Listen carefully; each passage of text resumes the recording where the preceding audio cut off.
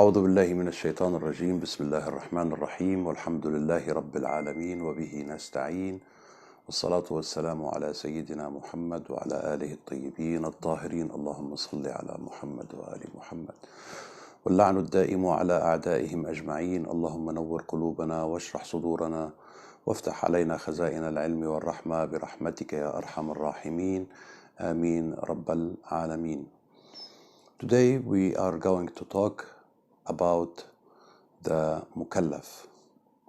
A mukallaf is a term used for a person that have reached the age of being held accountable for his deeds in the Sharia.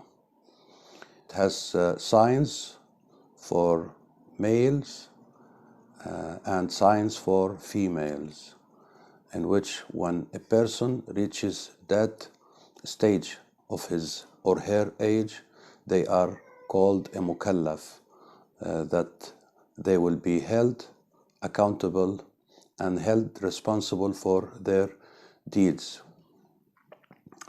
A person that is sane, that is normal, he has normal brain function, will be held accountable in the Sharia, and he will be responsible for doing his salat, prayers, his psalm, fasting, and his hajj, and other things, other numerous things in the Sharia.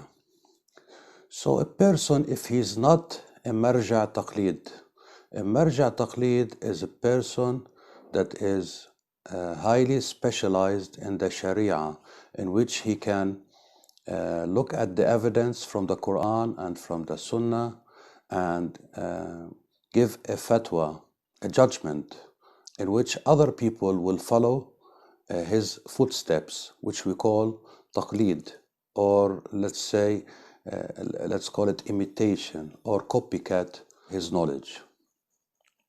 Because not everybody can become a marja. Only a tiny specific percentage of people are capable and qualified to be a marja taqleed.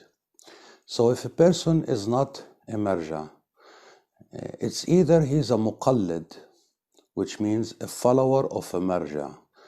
He follows the marja in his fatwa, so he can understand his duty in the Sharia. Or he can use percussion.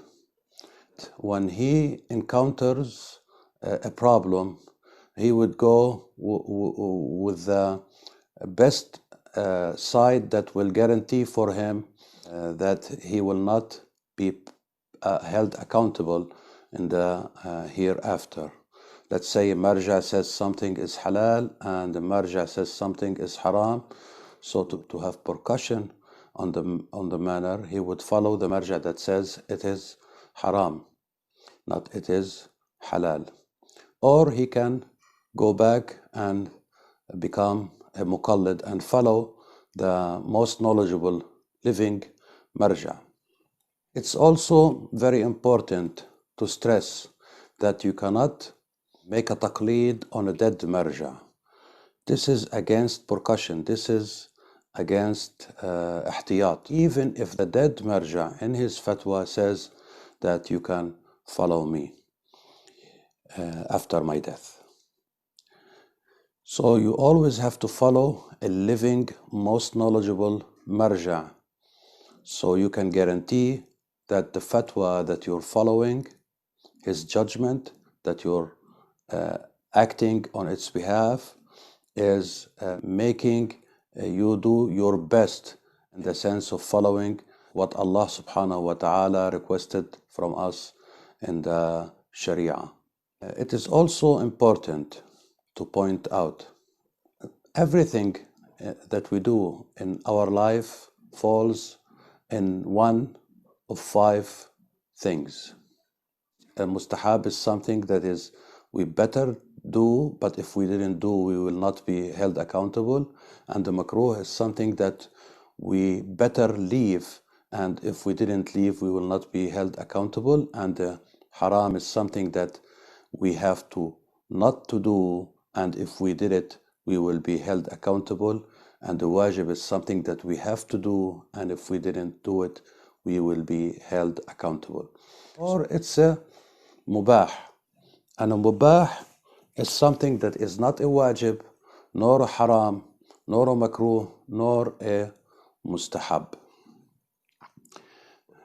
So every act, every aspect of our lives fall into one of these 5 categories, and the one that is qualified to understand these things and give a ruling on these things and have a judgment based on the Sharia laws, the true Sharia laws, is the marja' al-taqleed.